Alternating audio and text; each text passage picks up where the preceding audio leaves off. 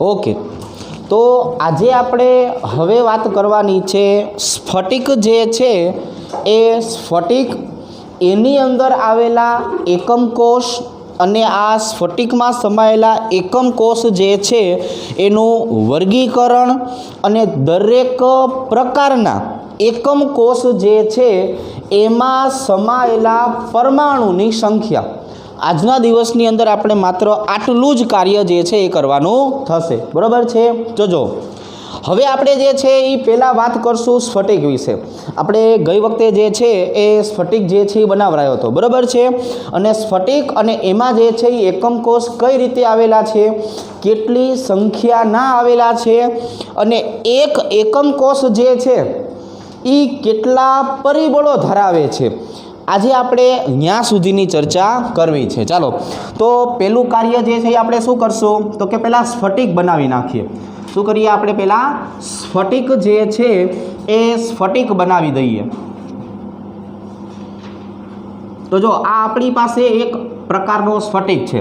હવે સ્ફટિક બનાવવા માટે આપણે એક જ કલરની પેન વાપરશું, બરાબર છે। રંગબેરંગી કરવા જઈએ છીએ એમાં થોડુંક બગડી જાય છે, એટલે હવે આપણી પાસે આજે છે શું આવેલો છે, એક સ્ફટિક। આના આપણે વચ્ચેથી જે છે એ સરખા ભાગ પાડી દઈએ। તમારે ધારી લેવાનું છે કે બધાને મળતો ભાગ કેવો છે, એક જ સરખો છે, બરાબર છે। તમને જ્યારે ઘરમાં કહેવામાં આવે કે આ કેરી છે એના સરખા 4 ભાગ પાડો, બરાબર છે, એમાં એક ભાગ તમારો છે, એટલે હવે આપણે કેરીને એવી રીતે કાપશું કે જેથી એક ભાગ જે છે એ કેવો આવે, મોટો આવે। અને આપણે મનમાં ને મનમાં ધારવાનું કે મેં આ કેરીના એક સરખા 4 ભાગ પાડેલા છે। ચાલો, હવે આપણે આ બધાના કેન્દ્રને જોડી દઈએ। આ બધાના કેન્દ્રને જો આપણે જોડી દઈએ તો આવી રીતે થશે। આ વચ્ચે વચ્ચે મારે આવું બોલવું પડે, સમજા, એટલે તમારું ધ્યાન રહે એમ, નકર આમાં ખાલી મારે લીટા જ કરવાના છે, પણ હું લીટા કરું ત્યાં સુધી તમે શું કરો એટલે તમે મને સાંભળો। હવે આપણે શું કરશું, આ વચ્ચેથી પણ લીટા કરી નાખશું, એ આવી રીતે, અને હવે આવી રીતે, અને હવે આમ। ચાલો, મતલબ આપણી પાસે આ એક એવો સરસ મજાનો સ્ફટિક આવી ગયો છે કે જેના આપણે ભાગ કરવા જઈએ તો આપણને જે છે એ 8 જે છે એ શું મળવાના છે, એકમ કોષ જે છે એ મળે છે। એટલે આપણે જોઈએ બાજુમાં નાનકડું એવું બચલું પ્રકારનું જે છે એ એકમ કોષ દોરી જ નાખીએ કે હવે આપણે આમાંથી આવા એક એકમ કોષ જે છે એને આ બાજુથી ઉપસાવીને જોશું એટલે આપણને ખબર પડે।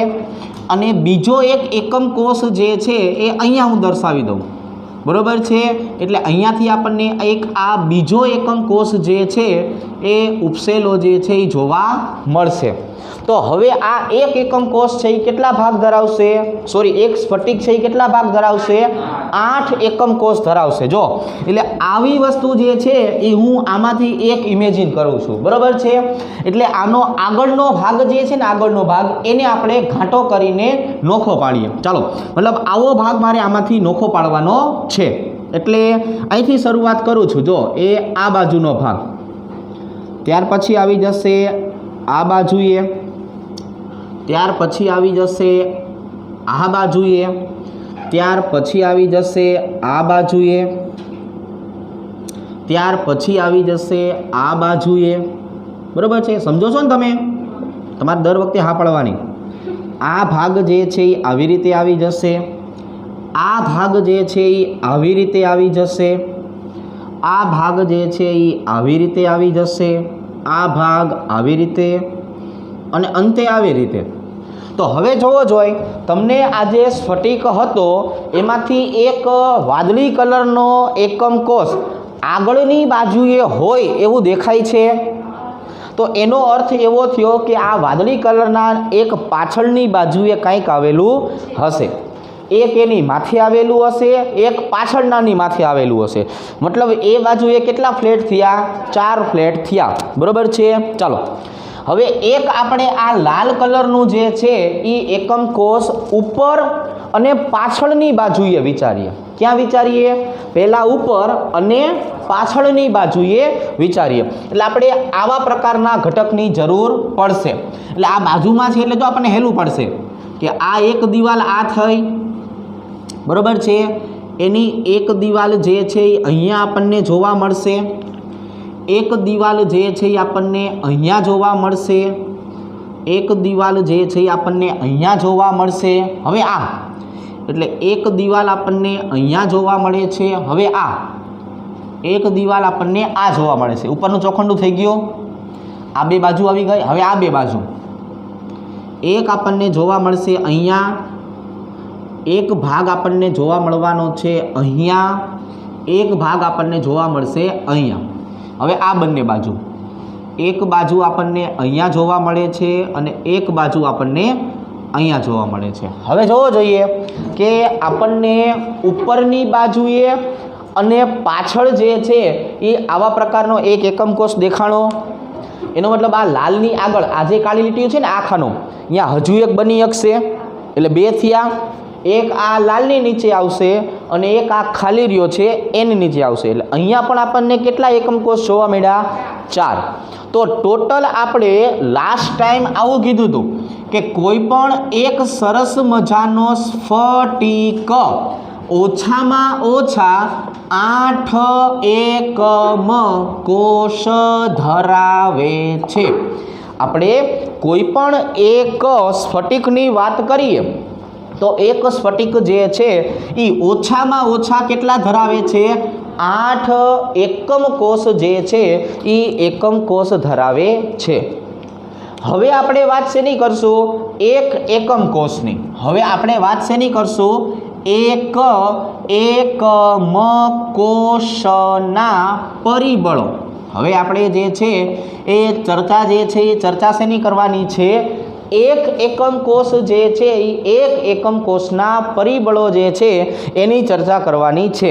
એટલે હું અહીંયા ફરીથી એક સરસ મજાનો જે છે એ એકમ કોષ જે છે એ દર્શાવી દઉં છું. અને આ એક એકમ કોષ જે છે એ કેટલા પ્રકારના પરિબળો ધરાવે છે એ તમારે મને ગણતરી કરીને સમજાવીને કહેવાનું છે. બરાબર? ચાલો આવી રીતે આ આપણી પાસે શું થયો? એક એકમ કોષ. તો એકમ કોષના પરિબળોની વાત કરીએ તો કોઈ પણ એકમ કોષ, એકમ કોષ જે છે એ એકમ કોષમાં આવેલા પરિબળો જેવા કે પેલું આપણે લખશું ખૂણો. તો ખૂણા કેટલા આવેલા છે એની સંખ્યા આપણે નક્કી કરતા શીખશું. બીજું પરિબળ જે છે એ આવેલું હશે બાજુ અથવા તો ફલક. શું કહેશું આપણે એને? બાજુ અથવા તો ફલક. ત્રીજા નંબરે આવશે કેન્દ્ર એટલે કે સેન્ટર. અને ચોથા નંબરે જે છે એ શું આવવાનું છે? કિનારી. ચોથા નંબરે શું આવવાનું છે? કિનારી. બરાબર છે? તો હવે જો આપણી પાસે એક આ સરસ મજાનો જે છે એ શું આવી ગયો છે? એકમ કોષ આવી ગયો. તો આ એક એકમ કોષની અંદર ખૂણા કેટલા છે એ ગોતવાના છે. માની લઈએ કે આપણી પાસે આખો રૂમ છે. તો આ રૂમ એક એકમ કોષ થઈ ગયો. તમે જો આ એક તમારો રૂમ જે છે એ આખો શું થઈ ગયો? એક એકમ કોષ થઈ ગયો. તો રૂમની અંદર ખૂણા કેટલા આવેલા છે? આ રૂમની અંદર ખૂણા કેટલા આવેલા છે? કોઈને? અરે વેરી ગુડ. કેટલા થાય? 8 થાય. શું 24? હવે કેટલા ખૂણા થશે? 8 ખૂણા થશે. જોઈ આ એક ખૂણો દેખાય છે કેમેરો? એની સામે જોઈને બોલવાનું હો, એટલે આપણું દનિયું ચડી જાય. કેટલા થયા? આ એક ખૂણો, આ હેઠેનો બીજો, આ ત્રીજો, નીચે ચોથો, ઓલીકોર પાંચમો, છઠ્ઠો, સાતમો અને આઠમો. એનો મતલબ કોઈ પણ એકમ કોષ જે છે એ એકમ કોષ તો શું ધરાવે છે? તો કે ભાઈ 8 ખૂણા ધરાવે. શું ધરાવે ભાઈ? 8 ખૂણા ધરાવે. તો હવે આપણે યાદ રાખવાનું છે, જેને 8 ખૂણા દેખાઈ જાય એના માટે 8 તો છે, જેને નથી દેખાતા એના માટે શું છે? એના માટે પણ 8 છે. બરાબર. ચાલો હવે બાજુ, આ રૂમની આપણે વાત કરીએ તો આ રૂમની અંદર બાજુ કેટલી છે? જ્યાં આપણે ચણતર કરવાનું હોય ચણતર કેટલી જગ્યાએ થાય? 6 જગ્યાએ થાય. કેટલી જગ્યાએ થાય? 6. બાજુ એટલે આખી આખી દીવાલ સમજવાનું એમ. બાજુ એટલે શું સમજવાનું? આખી આખી દીવાલ. જો જે આ દેખાય છે ભેજવાળી દીવાલ, આ બાજુ આ ભેજવાળી દીવાલ દેખાણી, આ મોટેથી બોલો ને એટલે કલર કરાવે, બરાબર. આ ભેજવાળી દીવાલ દેખાણી, આ બાજુની દેખાય છે સરસ કાચવાળી, એટલે 2 3, આ બાજુ હું પોતે બોર્ડ સાથે, બરાબર છે. એક માથે અને એક નીચે. ટોટલ કેટલા થયા? 6. ટોટલ કેટલા થયા? 6. હવે આપણે આ 6 બાજુ જે છે એની જો વાત કરીએ તો અહીંયા મારે પરમાણુ નાખવો છે. અહીંયા શું કરવું છે? પરમાણુ મૂકી દેવો છે. જો એટલે આ આપણી પાસે એક પરમાણુ આવ્યો આવી રીતે. થોડીક વાર પછી એનો મતલબ જે છે એ સમજશું. બીજો એક પરમાણુ ક્યાં આવ્યો? અહીંયા. ક્યાં આવ્યો? અહીંયા.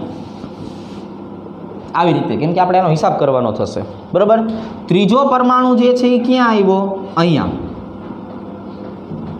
ચોથો પરમાણુ જે છે એ ક્યાં આવ્યો? અહીંયા.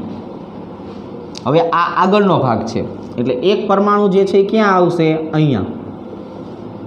અને એક પરમાણુ છે એ ક્યાં આવશે? અહીંયા. તો ટોટલ બાજુની સંખ્યા કેટલી થઈ? અત્યારે આપણે ખાલી એટલું યાદ રાખશું કે આપણી પાસે બાજુની સંખ્યા કેટલી થઈ? તો કે 6. આપણે આંકડાકીય માહિતી લખીએ. અહીંયા આપણી પાસે 6 બાજુ આવેલી છે. હવે કેન્દ્ર કેટલા હોય? મારે આ રૂમની અંદર જે છે એ મસ્ત મોટું બધું ઝુમ્મર લગાડવું હોય તો હું ઝુમ્મર ક્યાં લગાડીશ? વચ્ચેના ભાગમાં લગાડશું ને, કે આખા રૂમનું સેન્ટર જ્યાં ભેગું થતું હોય ત્યાં મસ્ત મજાનું ઝુમ્મર લાગેલું હોય, પંડ્યાજીની માથા આવશે એક્ઝેક્ટલી, બરાબર છે.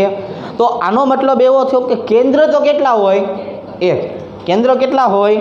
તો કે ભાઈ 1 હોય. ચાલો હવે વાત કરીએ કિનારી. કિનારી. કોઈ પણ ઘટક જે છે, એક સ્ફટિક જે છે, એકમ કોષ જે છે એ કિનારી કેટલી ધરાવતો હશે? 12 કિનારી ધરાવશે. કેટલી? 12, બરાબર છે. અહીંયા તમારે ગણવી તો એ મળી જાય તમને, બરાબર છે. જો આ જે છે એ આખી કિનારી થઈ 1, એવી નીચે શું હોય? બીજી. તો એક બાજુ ઉપર કેટલી આવેલી હોય? 2 કિનારી, બરાબર છે. એક બાજુ ઉપર શું આવેલી હોય? 2 કિનારી. બાજુ કેટલી? 6. કિનારી કેટલી? 12, બરાબર છે.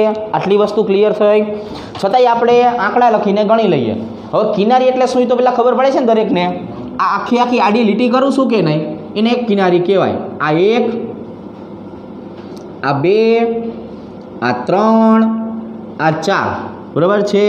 ચાલો આ 5, આ 6, આ 7 અને આ 8. થઈ ગયું 8. ચાલો હવે આવશે 9, 10, 11 અને 12. થઈ ગયું.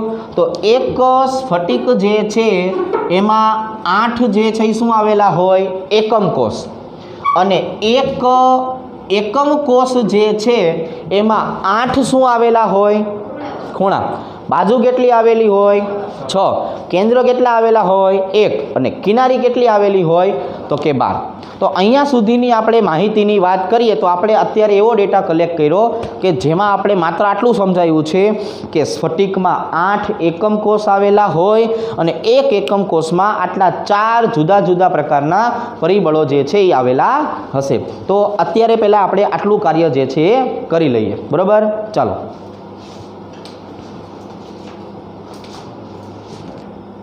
ઓકે. તો જો હવે આપણે જે છે એ એકમ કોષ જે છે એ એકમ કોષનું વર્ગીકરણ જે છે એ વર્ગીકરણ શીખીએ. એટલે આપણે હેડિંગ મારી દેવાનું છે એકમ કોષનું વર્ગીકરણ. હવે જો આપણે હકીકતમાં જોવા જઈએ તો એકમ કોષ જે છે એના 2 પ્રકાર પડશે. કોઈ પણ એકમ કોષ જે છે એ એકમ કોષની જો આપણે વાત કરીએ તો એને આપણે કેટલા ભાગમાં વર્ગીકૃત કરવાના થશે? 2 ભાગ જે છે એમાં વર્ગીકરણ કરવાનું થશે. પહેલો જે એનો પ્રકાર છે એને કહેવામાં આવે છે આદિમ કોષ, આને શું કહેવામાં આવે છે? આદિમ કોષ કહેવામાં આવે છે, જૂના જમાનાનો, બરોબર છે. અથવા આને કહેવાય સાદો ઘન, અથવા આને શું કહેવાય? સાદો ઘન પ્રકારનો એકમ કોષ. એટલે આને જે છે એ પાછું શું કહી શકાય?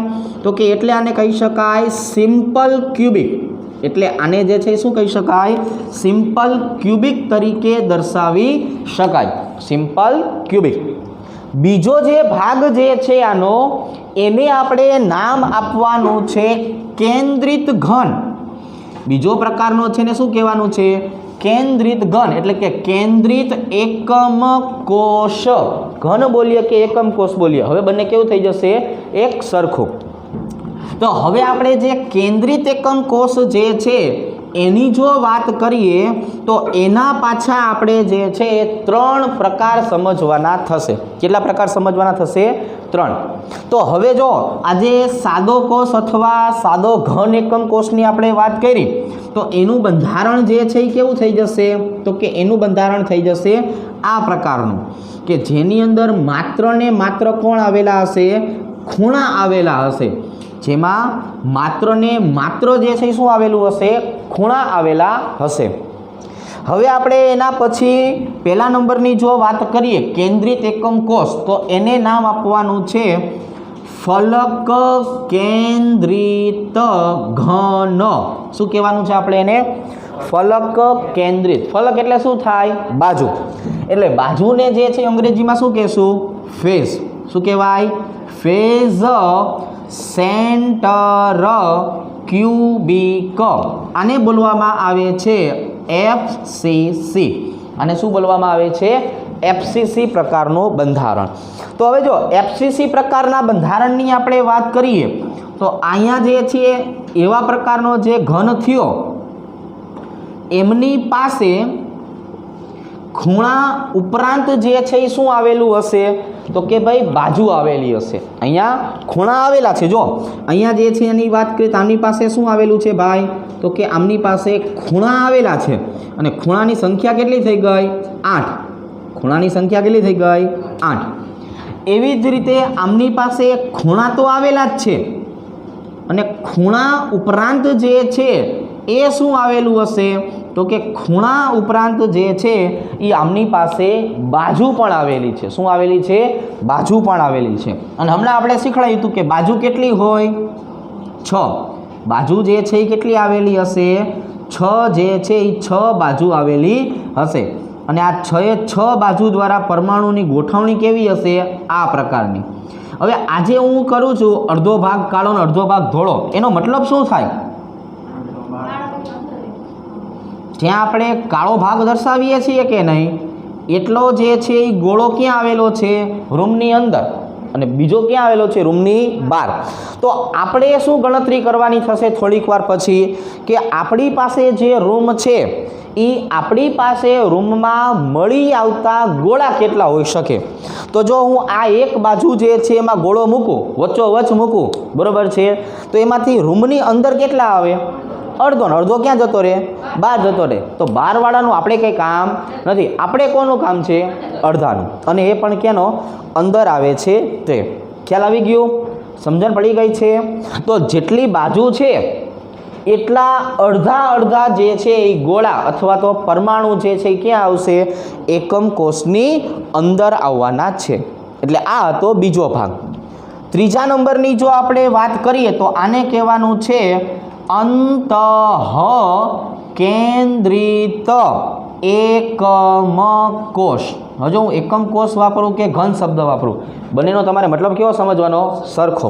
હવે અંતઃ કેન્દ્રિત જે છે એનો મતલબ શું થાય? એને કહેવામાં આવે છે બોડી સેન્ટર ક્યુબિક. એને શું બોલવામાં આવે છે? બોડી સેન્ટર ક્યુબિક કહેવાય. એટલે આને શેના તરીકે દર્શાવવામાં આવે છે? આને બીસીસી તરીકે દર્શાવવામાં આવશે. શેના તરીકે દર્શાવવામાં આવશે? બીસીસી તરીકે દર્શાવવામાં આવે છે. તો હવે આપણે આવા પ્રકારના જે છે એ ઘનની જો વાત કરીએ તો આવા પ્રકારનો ઘન જે છે એ કેટલી વસ્તુ પોતે ધરાવે છે? તો કે ભાઈ જોવા જઈએ તો 8 ખૂણા તો એની પાસે આવેલા જ છે, એટલે ખૂણા જે છે એ ખૂણા તો આવેલા જ છે. ખૂણાની ઉપરાંત જે છે એ એક આખો ગોળો જે છે એ ક્યાં આવેલો હશે? વચ્ચેના ભાગમાં, કેન્દ્રમાં આવેલો હશે. તો BCC જે છે એ ખૂણા ઉપર અને મધ્ય ભાગની અંદર જે છે એ ગોળો જે છે અથવા પરમાણુ ધરાવે છે. હવે ત્રીજા નંબરની વાત કરીએ. ત્રીજા નંબરનો જે ભાગ છે એને કહેવામાં આવે છે અંતઃછેડા કેન્દ્રિત. શું કહેવામાં આવે છે એને? અંતઃછેડા કેન્દ્રિત. હવે અંતઃછેડા એટલે શું થયું? તો કે ભાઈ આ એવા પ્રકારના ઘન હશે કે જેની અંદર જે છે એ એક જ રૂમ છે. નીચે શું છે? એક રૂમ, એક એના ઉપર, એક એના ઉપર, એક એના ઉપર, એક એના ઉપર. તમારી પાસે ચોરસ હોય તો ચોરસ તમે રાખો, એના ઉપર બીજું ચોરસ, ત્રીજું, ચોથું, આમ હળંગે હળંગ બનાવો કે નહીં. આ એવા પ્રકારની રચના થઈ. શું થઈ? ટાવર પ્રકારની રચના થઈ. કેવી થઈ? ટાવર પ્રકારની રચના. તો આની જો આપણે વાત કરીએ તો આને એન્ડ સેન્ટર બોલાય. શું બોલવામાં આવે છે? And centre cubic. એટલે આને કેવું હોય તો શું કહેવાય? આને ECC તરીકે ઓળખવામાં આવે છે. શું કહેવામાં આવે છે? ECC તરીકે ઓળખવામાં આવે છે. એટલે અહીંયા જે આવેલો ભાગ જે છે એની જો આપણે વાત કરીએ તો આવી રીતે દર્શાવશું કે આ ભાઈબંધની પાસે જે છે એ 8 ખૂણા તો આવેલા જ છે. આની પાસે શું આવેલું છે? 8 જે છે એ ખૂણા તો આવેલા જ છે. ઉપરાંત જે છે એ શું આવેલું હશે? તો કે એક તળિયું આવેલું હશે ને એક શું આવેલું હશે? ધાબુ આવેલું હશે. શું આવેલું હશે? ધાબુ. માની લો કે 3 માળની બિલ્ડિંગ છે. કેટલા માળની બિલ્ડિંગ છે? 3 માળની. અને એમાં તમે વચ્ચેના માળે રહ્યો છો, બરોબર છે? તો એનો મતલબ એવો થયો કે તમે જેને તળિયા તરીકે વાપરો છો કે નહીં, એ કોકનું શું છે? હા, કોકનું ધાબુ છે અથવા છત છે, બરોબર છે? તો એનો મતલબ એવો થયો કે છતના કેટલા ભાગ પડ્યા? 2. એક તમે વાપરો છો, એક નીચેવાળા વાપરે છે. તમારું જે ધાબુ જે છે એ તમે વાપરો છો અને એની ઉપરવાળા જે છે એ પણ વાપરે છે. તો આના કેટલા ભાગ પડ્યા? 2. આના કેટલા ભાગ પડ્યા? 2. તો એનો મતલબ જે છે હવે અહીંયા આવેલા હશે ગોળા, કે આ નીચેનો ભાગ તમે વાપરો છો અને અહીંયા આ અડધો ગોળો તમે વાપરો છો.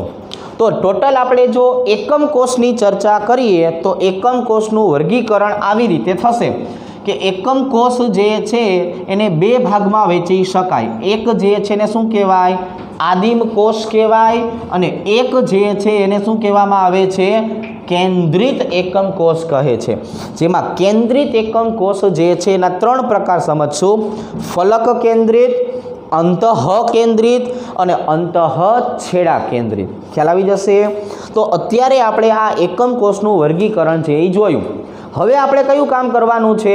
તો કે હવે આપણે જે એકમ કોષ શીખાતા ને એમાં આપણી પાસે જે 4 ઘટકો હતા, તો એ 4 ઘટકો દ્વારા કેટલા ગોળા રોકાશે એ, અને ત્યાર પછી આ તમામે તમામ જે આપણે 4 પ્રકાર શીખા એના દ્વારા કુલ રોકાતા પરમાણુની સંખ્યાનો હિસાબ કરવાનો છે.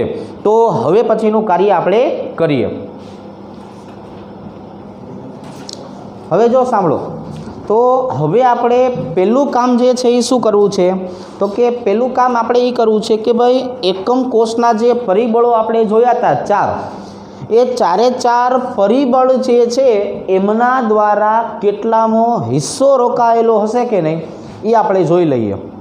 પછી એનાથી શું થશે કે આપણને એકમ કોષ દીઠ પરમાણુની સંખ્યા મળી જશે. પરમાણુની સંખ્યા અથવા તો ગોળાની સંખ્યા બંનેને આપણે એક જ કહેવાનું છે. ચાલો, તો આપણી પાસે આવા 4 પરિબળો હતા. કેટલા પરિબળો હતા? 4. કે ભાઈ માની લો કે ખૂણો છે, આપણી પાસે ફલક જે છે એ આવેલી છે, ત્રીજા નંબરે કેન્દ્ર આવેલું છે અને ચોથા નંબરે આવેલું છે કિનારી. તો એક કિનારી જે છે એ કેટલામો ભાગ રોકે છે ગોળાનો? એક ફલક જે છે એ કેટલામો ભાગ રોકે છે ગોળાનો? અને ખૂણા અને કેન્દ્ર. તો હવે આપણે જે છે એ જો વાત કરીએ તો એકમ કોષ જે છે એ એકમ કોષના એક ખૂણે પરમાણુનો કેટલામો ભાગ આવેલો હોય એવું આપણે નક્કી કરવું છે. તો એના માટે આપણે લીધેલું શું છે, તો કે એના માટે આપણે લીધેલું છે એક સ્ફટિક. કારણ કે સ્ફટિક જે છે એનો મતલબ શું થયો, ત્રિપરિમાણમાં વહેંચાયેલો ભાગ. સ્ફટિક હકીકતમાં શું છે, ત્રિપરિમાણમાં વહેંચાયેલો ભાગ છે. અને એમાં દરેક જે છે એ દરેક ખૂણા જે છે એ સંકલિત થયેલા હોય. હવે માની લ્યો કે હું આ સ્ફટિકનું જે કેન્દ્ર છે, કેન્દ્ર એના ઉપર એક જે છે એ આવી રીતના પરમાણુ રાખું છું. તો હવે આ એક પરમાણુ જે છે એનાથી આજે આપણે ઘાટો કરેલો એકમ કોષ છે એનો એક ખૂણો આવેલો છે. તો એ ખૂણા ઉપર જે છે એ ગોળાનો કેટલામો ભાગ આવેલો હશે? કેટલો ભાગ આવેલો હશે? બધા સમજી વિચારીને કહેવાનું છે, બરાબર છે.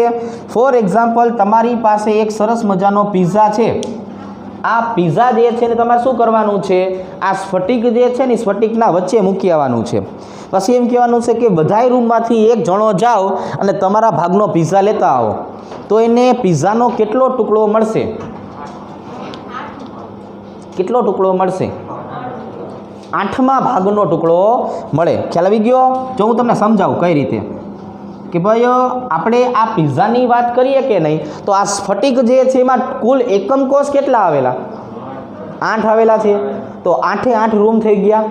હવે 8 રૂમમાં તમારે કોને મોકલવાનું છે? એક એક જણાને મોકલવાનું છે. તો એ 8 રૂમ વચ્ચે પિઝા તો એક જ આવ્યો ને. 8 રૂમ વચ્ચે પિઝા કેટલામાં આવ્યો? 1. તો એનો મતલબ એવો થઈ ગયો કે હવે તમને જે છે એ પિઝાનો કેટલામો ટુકડો આપશે? તો કે એક રૂમ દીઠ એ એક ટુકડો આપે. એ તમને એક રૂમ દીઠ જે છે એ પિઝાનો શું આપશે? આ એક ટુકડો જે છે એ એક ટુકડો આપે. તો એનો મતલબ એમ થયો કે ખૂણા દ્વારા રોકાયેલો પરમાણુનો જે ભાગ જે છે એ હંમેશા કેટલામાં હશે? 1/8મો ભાગ હશે. કેટલામો ભાગ હશે? 1/8મો ભાગ. આમાં કોઈને કંઈ વાંધો ખરા? ઓકે. હવે ફલકની વાત કરીએ તો ફલકમાં આપણે થોડીક વાર પહેલાં જ શીખ્યા કે ભાઈ ફલક જે છે, ફોર એક્ઝામ્પલ આપણે આ દિવાલ છે એ દિવાલમાં એક ગોળો મૂકીએ તો આપણા રૂમની અંદર કેટલામો ભાગ આવશે? અડધો ભાગ. અડધો ભાગ તો ક્યાં જતો રહેશે? બહાર. તો એનું તો આપણે કંઈ કામ છે નહીં.